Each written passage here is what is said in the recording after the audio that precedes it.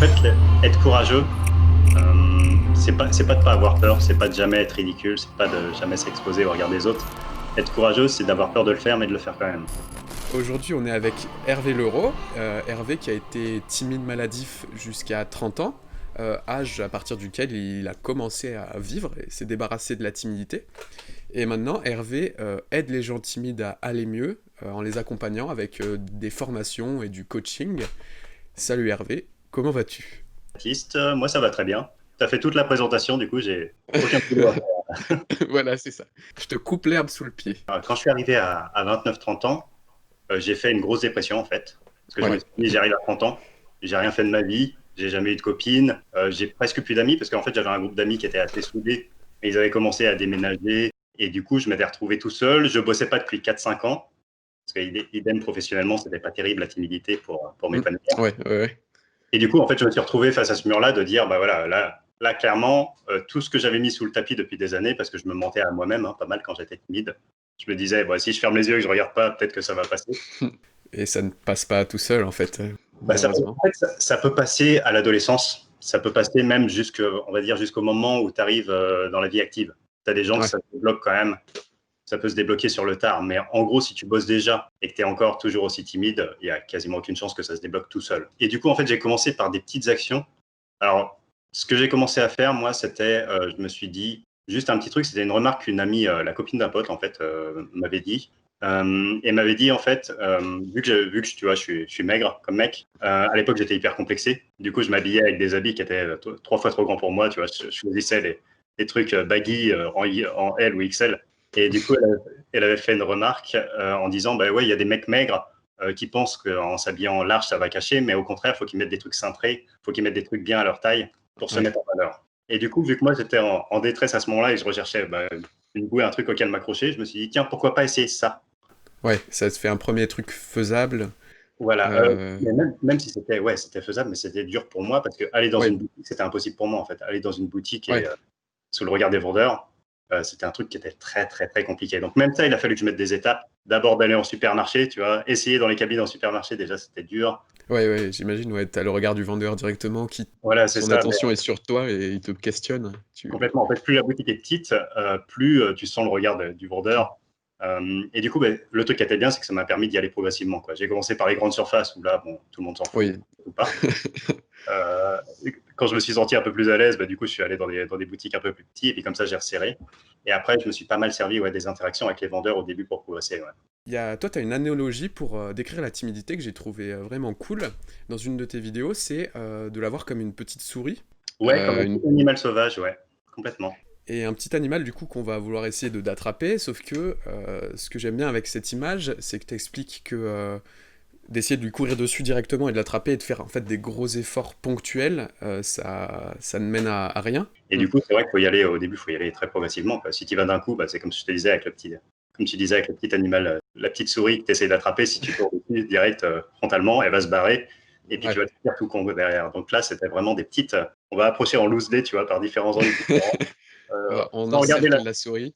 c'est exactement ça, sans regarder la souris dans les yeux, tu vois, en faisant semblant de faire autre chose. Et puis là ta timidité se fait pas, en fait, et tu peux petit à petit l'enserrer, et puis au bout d'un moment, hop, tu la chopes et tu la vires à la poubelle. Mais ça prend du temps, comme tu t'en doutes. Ouais, bien sûr. Ouais. Mais du coup, je trouve ça, enfin, je trouve ton exemple assez inspirant vu que ça vient tardivement, tu vois, à 30 ans. Ça montre que rien n'est figé, quoi. Quelque part, je pense que du coup, les pensées grises, les pensées un peu dépressives, ont quand même une fonction positive en arrière-plan qui sont de t'obliger à passer à l'action. Ça peut l'être, ouais, parce que en fait, si tu touches le fond, soit c'est fini pour toi, ou soit tu rebondis. En Ouais, fait, moi, ça m'a mis vraiment face à mes responsabilités, parce que comme je te disais, en fait, tous ces problèmes-là, c'était des problèmes que j'avais depuis des années, mais c'était trop douloureux d'y penser, en fait. Et du coup, je m'étais dit dans mon cerveau, en fait, oh non, mais c'est pas grave, j'ai pas besoin de ça pour être heureux. Je me mentais à moi-même. oui, Je me disais, ouais, tu vois, d'accord, ouais. j'ai pas tant besoin que ça d'avoir une copine, j'ai pas besoin, alors que j'en crevais d'envie, en fait. Tu essaies de te protéger toi-même inconsciemment, mais en fait, au final, c'est une petite protection court terme, mais qui est même Ouais, nuisible, en fait. c'est complètement ça. En fait, tu te protèges. Mais c'est normal, au bout d'un moment, tu vois, tu souffres tellement que tu as besoin de te protéger. Donc, en fait, tu te crées moi, c'est ce que j'avais fait, et ce que j'ai remarqué maintenant chez beaucoup de timides avec qui j'ai pu discuter depuis. Et tu finis par te créer une réalité alternative où, au lieu que ça soit à toi de te bouger, d'agir pour faire bouger les choses, et ben en fait, c'est Ouais. toi qui est normal et c'est le reste du monde qui est anormal. Mais c'est normal, hein, c'est un réflexe de survie. Oui, ouais, tu peux pas encaisser en permanence des Exactement. années. Ouais, c'est le cerveau a pensé à tout. Complètement. Sauf que là, Et du coup, ça m'a rattrapé d'un coup, en fait. est-ce que pendant ta démarche, t'as eu un peu du soutien de ton entourage, ou est-ce qu'au contraire, ils ne comprenaient pas ce que tu faisais, puisque personne ne parlait de ce genre de choses ou... Comme moi, je savais pas qu'on pouvait changer, la plupart des gens, ils ne savent pas non plus. Et est-ce que ça, c'est un truc qui a pu te faire du mal, en fait, quand tu essaies de changer, et genre que les gens, Ouais. sans faire exprès, sans vouloir être méchants, tu sais, ils disent, bah, non, c'est... Bah, qu'est-ce que tu racontes, tu sais. En fait, il y a une inertie, surtout des gens qui te connaissent depuis longtemps. Parce que Ouais, eux ils t'ont vu évoluer, ils savent que t'es pas, ouais, que t'es pas doué avec les filles, ils savent que t'es pas doué avec les gens, machin et tout. Donc pour eux, dans leur tête, ça va être compliqué de t'encourager. Tu vois, c'est quelque part si tu fais quelque chose de courageux, ça va être presque une anomalie pour eux. Mais ton caractère, c'est quand même d'être timide. Tu vois, donc ouais. moi, il a fallu aussi que je me crée des nouvelles connaissances, des gens qui ne me connaissaient pas encore, que j'élargisse, que j'ai plusieurs cercles sociaux. Je continue à avoir mes amis d'avant, mais moins souvent. En fait, j'ai l'impression que c'est ça, en fait. C'est si tu restes avec les mêmes personnes, ils vont toujours te renvoyer un peu la même image de C'est toi-même, tandis que des ouais, nouvelles personnes, ça, c'est là où tu vas vraiment sentir si t'as progressé ou pas. Enfin, j'ai l'impression que du coup, tes progrès ont été très rapides, mais qu'en fait, avant, il y a eu 4 ans où t'as stagné. Moi, je voyais un peu l'équivalent comme si tu jouais à un jeu vidéo, tu restes bloqué 4 ans au niveau 1, et t'as ton pote qui vient te voir, qui lui, bah, depuis, il est au niveau 16, et il te dit, bah, ah mais le niveau 1 il prend 10 minutes, il suffisait d'éteindre la console et de la rallumer, il y avait un bug là, c'est juste ça.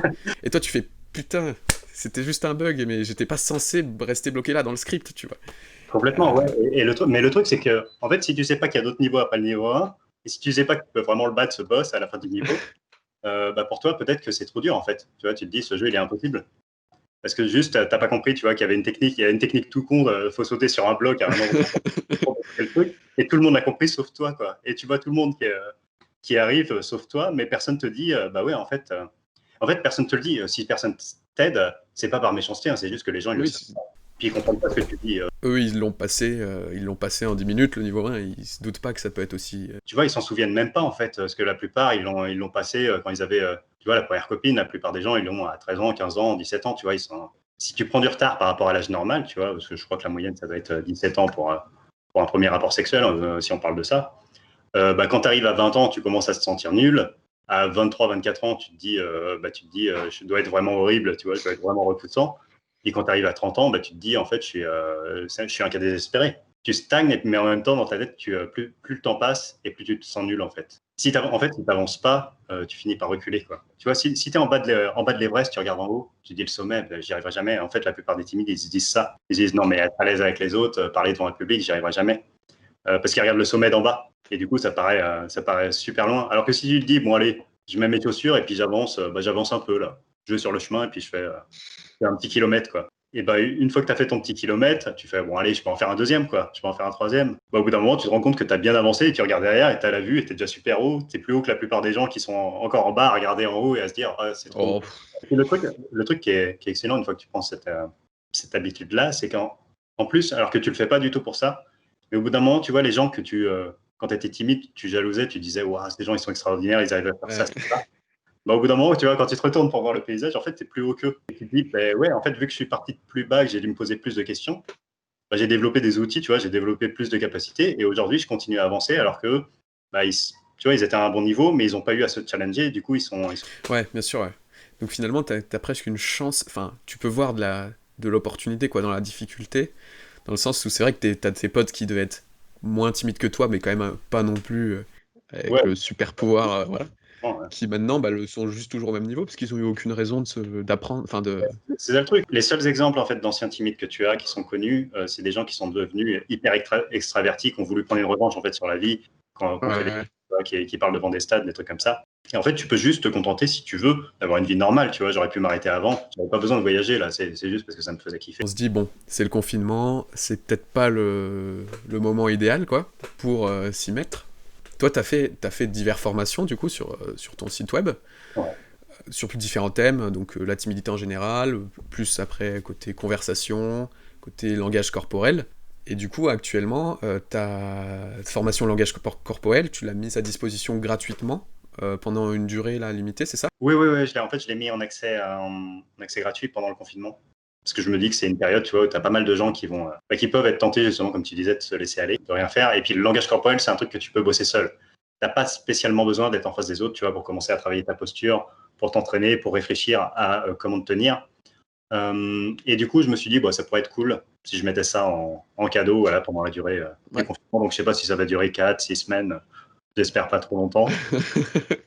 Et du coup, ouais, effectivement, c'est des trucs que tu peux bosser de chez toi, où tu peux réfléchir. C'est des exos qui sont simples. Et du coup, en fait, c'est un peu ça l'idée, le fil conducteur de mon blog, c'est de faire des exercices qui sont à la fois qui te permettent d'avoir des résultats, mais qui sont simples à appréhender. En fait, pour apprendre des trucs que certaines personnes ont appris naturellement, mais que d'autres, ils en sont privés. Alors, soit qu'on n'a pas eu les bons modèles quand on était plus jeune, soit comme on était timide, on n'a pas vu, tu vois, on apprend par imitation, mais peut-être qu'on n'a pas vu les trucs qu'il y avait à voir. Et du coup, on a des idées fausses sur certains trucs, tu vois, sur la confiance, sur la façon de se tenir, Ouais, bien sûr, ouais. sur la façon de parler aux gens aussi. Ça, c'est important, tu parlais des conversations. Une personne timide, elle va toujours avoir l'impression de déranger, elle va toujours être dans sa tête, à écouter plus. Réfléchir. Ouais. Bah, tu l'as peut-être vécu si tu étais timide avant aussi. Ouais, faut plus écouter à l'intérieur, faut écouter ce qui se passe en face, en fait. Ouais, écouter l'autre, tu vois, si t'es trop auto-centré à te dire, mais si je dis ça, il va penser ça, et il va répondre ça, mais du coup, si je dis pas ça, mais en fait, t'as perdu le moment. Si t'es là-dedans, t'as déjà perdu. Ouais. T'as plus la spontanéité du truc. C'est comme ça que tu te retrouves, tu vois, dans un groupe à 3-4 personnes, à jamais pouvoir intervenir, parce que le temps que ça devienne, le temps que tu valides l'idée avec ton petit dialogue interne, et là, et puis il y a quelqu'un qui a déjà parlé, et du coup, il y a des mecs dans ta tête qui sont là, comme ça. Ah, on pourrait dire ça. Ah, c'est trop tard. C'est le film de Pixar, tu sais, avec les vice-versa, là. Sauf que là, c'est que des négatifs. C'est que des nanas déprimées. Oh, non. Ça sert à rien de dire ça. Non. Oh, c'est de la merde. Ouais, c'est exactement ça. Hervé, merci beaucoup pour ton temps. Je t'en prie, c'était vraiment sympa de faire cette interview. Merci, j'ai adoré aussi. Ouais. Bon, nickel. Où est-ce que tu veux qu'on envoie les gens qui voudraient suivre ton travail sur ton site web peut-être ou... Ouais, l'idéal, ça serait que en fait, tu peux aller sur www.changeons.fr.